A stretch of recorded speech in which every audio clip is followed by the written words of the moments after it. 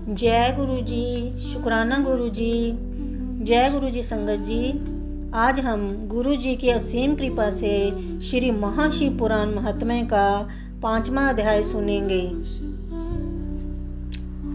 ओम श्री गणेशाय नमः। ओम श्री गणेशाय नमः। गुरुर्ब्रह्मा गुरुर्विष्णु गुरुर्देवो महेश्वरः। गुरुर्ब्रह्मा गुरुर्विष्णु गुरुर्देवो महेश्वरः। गुरुर्साक्षात् परब्रह्मा तस्मै श्री गुरवे नमः। गुरुर्साक्षात् परब्रह्मा तस्मै श्री गुरवे नमः। चंचला के प्रयत्न से पार्वती जी की आज्ञा पाकर तुम्बरु का विंध्य पर्वत पर शिव पुराण की कथा सुनाकर बिंदु का पिशाच योनि से उद्धार करना तथा उन दोनों दंपति का शिव धाम में सुखी होना। शौनक जी बोले, हे महाभाग सूत जी, आप धन्य हैं। आपकी बुद्धि भगवान शिव में लगी हुई है। आपने कृपा पूर्वक यह शिव भक्ति को बढ़ाने वाली अद्भुत कथा हमें सुनाई। हे महामते, सद्गति प्राप्त करने के बाद वहाँ जाकर चंचला ने क्या किया और उसके पति का क्या हुआ, यह सब वृतांत विस्तार से हमें बताइए। सूत जी बोले, हे शौनक, एक दिन परम आनंद में निमग्न हुई चंचला ने उमा देवी के पास जाकर प्रणाम किया और दोनों हाथ जोड़कर वह उनकी स्तुति करने लगी। चंचला बोली, हे गिरिराज नंदिनी, हे स्कंद माता, मनुष्यों ने सदा आपकी सेवा की है। समस्त सुखों को देने वाली हे शंभु प्रिय, हे ब्रह्म स्वरूपिणी, आप विष्णु और ब्रह्मा आदि देवताओं द्वारा सेव्य हैं। आप ही सगुणा और निर्गुणा भी हैं तथा आप ही सूक्ष्म सच्चिदानंद स्वरूपिणी आद्य प्रकृति हैं। आप ही संसार की सृष्टि, पालन और संहार करने वाली हैं। तीनों गुणों का आश्रय भी आप ही हैं। ब्रह्मा, विष्णु और महेश्वर, इन तीनों देवताओं का आवास स्थान तथा उनकी उत्तम प्रतिष्ठा करने वाली पराशक्ति आप ही हैं। सूत जी बोले, हे शौनक, जिसे सद्गति प्राप्त हो चुकी थी वह चंचला इस प्रकार महेश्वर पत्नी उमा की स्तुति करके सिर झुकाए चुप हो गई। उसके नेत्रों से प्रेम के आंसू उमड़ आए थे। तब करुणा से भरी हुई शंकर प्रिय भक्त वत्सला पार्वती देवी चंचला को संबोधित करके बड़े प्रेम से इस प्रकार कहने लगी। पार्वती बोली, हे सखी चंचले, हे सुंदरी, मैं तुम्हारी की हुई इस स्तुति से बहुत प्रसन्न हूँ।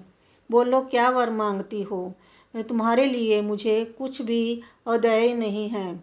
सूत जी बोले, पार्वती के इस प्रकार कहने पर चंचला उन्हें प्रणाम करके दोनों हाथ जोड़कर नतमस्तक हो प्रेम पूर्वक पूछने लगी। चंचला बोली, हे निष्पाप गिरिराज कुमारी, मेरे पति बिंदुग इस समय कहाँ हैं? उनकी कैसे गति हुई है यह मैं नहीं जानती। कल्याणमयी दीन वत्सले, मैं अपने उन पतिदेव से जिस प्रकार संयुक्त हो सकूं, कृपा करके वैसा ही उपाय कीजिए।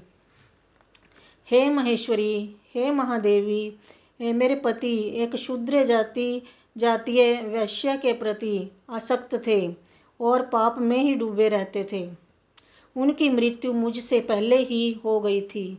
वे ना जाने किस गति को प्राप्त हुए हैं। सूत जी बोले, चंचला का यह वचन सुनकर नीति वत्सला हिमालय पुत्री देवी पार्वती ने अत्यंत प्रेम पूर्वक यह उत्तर दिया। गिरिजा बोली, हे सूते, तुम्हारा बिंदुक नाम वाला पति बड़ा पापी था। उसका अंतकरण बड़ा ही दूषित था। वैश्य का उपभोग करने वाला वह महामूढ़ मरने के बाद नरक में पड़ा। अनगिनत वर्षों तक नरक में नाना प्रकार के दुख भोग कर वह पापात्मा अपने शेष पाप को भोगने के लिए विंध्य पर्वत पर पिशाच हुआ है। इस समय वह पिशाच की अवस्था में ही है और नाना प्रकार के क्लेश उठा रहा है। वह दुष्ट वहीं वायु पीकर रहता है और सदा सब प्रकार के कष्ट सहता है। सूत जी बोले, हे शौनक, गौरी देवी की यह बात सुनकर उत्तम व्रत का पालन करने वाली वह चंचुला उस समय पति के महान दुख से दुखी हो गई। फिर मन को स्थिर करके उस ब्राह्मण पत्नी ने व्यथित हृदय से महेश्वरी को प्रणाम करके पुनः पूछा। चंचुला बोली, हे महेश्वरी, हे महादेवी, मुझ पर कृपा कीजिए और दूषित कर्म करने वाले मेरे उस दुष्ट पति का अब उद्धार कीजिए। हे देवी, कुत्सित बुद्धि वाले मेरे उस पापात्मा पति को किस उपाय से उत्तम गति प्राप्त हो सकती है, यह बताइए। आपको नमस्कार है। सूत जी बोले, उसकी यह बात सुनकर भक्तवत्सला पार्वती जी अपनी सखी चंचुला से प्रसन्न होकर ऐसा कहने लगी। पार्वती जी बोली, तुम्हारा पति यदि शिव पुराण की पुण्यमयी उत्तम कथा सुने तो सारी दुर्गति को पार करके वह उत्तम गति का भागी हो सकता है। अमृत के समान मधुर अक्षरों से युक्त गौरी देवी का यह वचन आदरपूर्वक सुनकर चंचुला ने हाथ जोड़कर मस्तक झुकाकर उन्हें बारंबार प्रणाम किया और अपने पति के समस्त पापों की शुद्धि तथा उत्तम गति की प्राप्ति के लिए पार्वती देवी से यह प्रार्थना की कि मेरे पति को शिव पुराण सुनाने की व्यवस्था कीजिए। सूत जी बोले, उस ब्राह्मण पत्नी के बारंबार प्रार्थना करने पर शिव प्रिया गौरी देवी को बड़ी दया आई। उन भक्तवत्सला महेश्वरी गिरिराज कुमारी ने भगवान शिव की उत्तम कीर्ति का ज्ञान करने वाले गंधर्वराज तुम्ब्रु को बुलाकर उनसे प्रसन्नतापूर्वक इस प्रकार कहा। गिरिजा बोली, मेरे मन की बातों को जानकर मेरे अभीष्ट कार्यों को सिद्ध करने वाले तथा शिव में प्रीति रखने वाले हे तुम्ब्रु, मैं तुमसे एक बात कहती हूँ, तुम्हारा कल्याण हो। तुम मेरी इस सखी के साथ शीघ्र ही विंध्य पर्वत पर जाओ। वहाँ एक महाघोर और भयंकर पिशाच रहता है। उसका वृतांत तुम आरंभ से ही सुनो। मैं तुमसे प्रसन्नतापूर्वक सब कुछ बताती हूँ।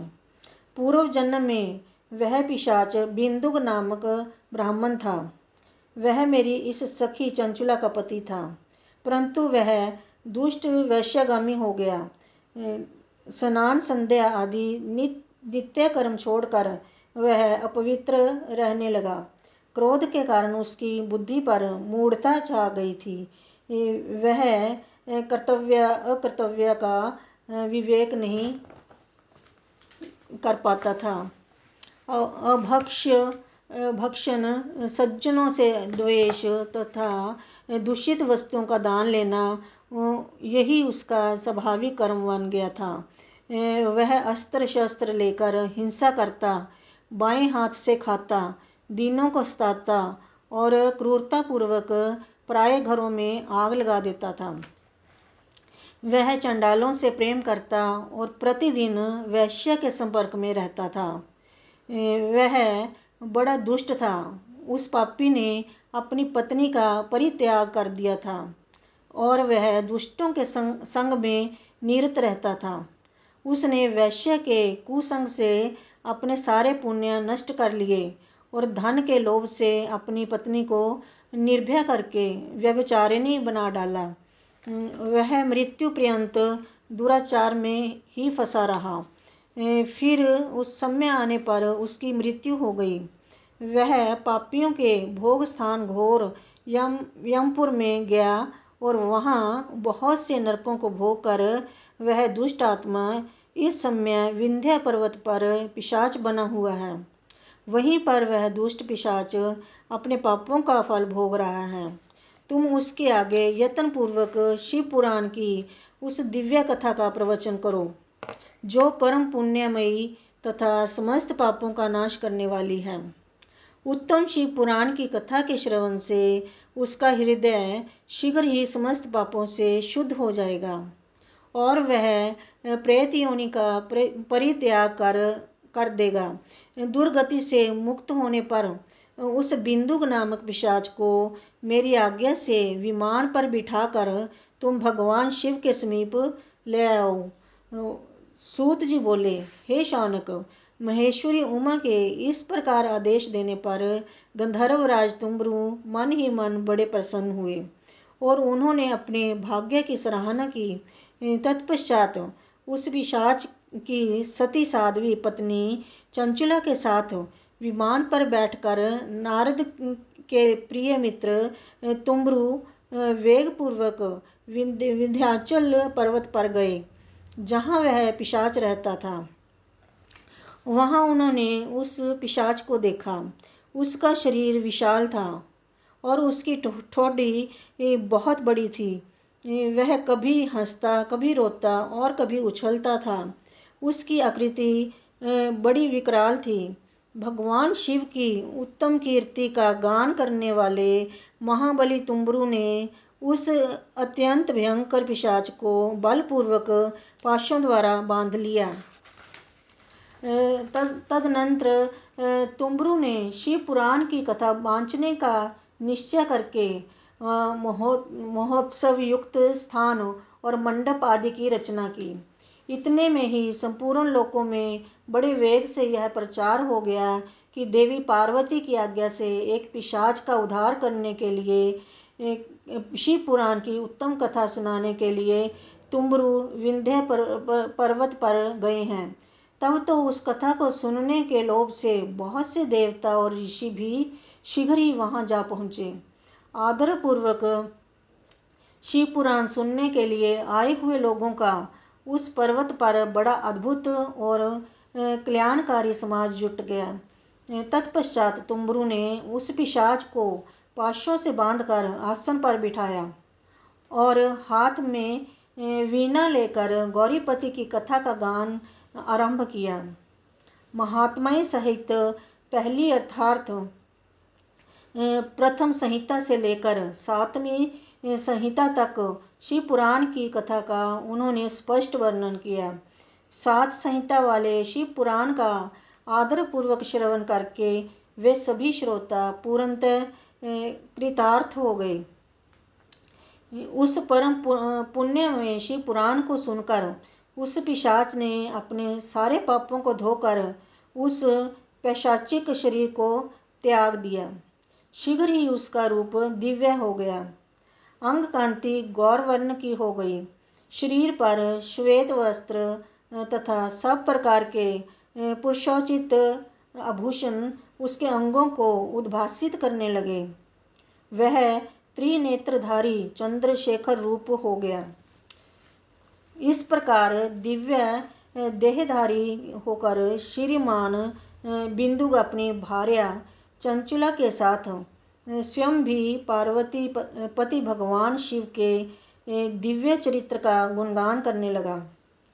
उसकी स्त्री को इस प्रकार दिव्य रूप से सुशोभित देखकर वे सभी देवता और ऋषि बड़े विस्मित हुए। उनका चित्त परमानंद से परिपूर्ण हो गया।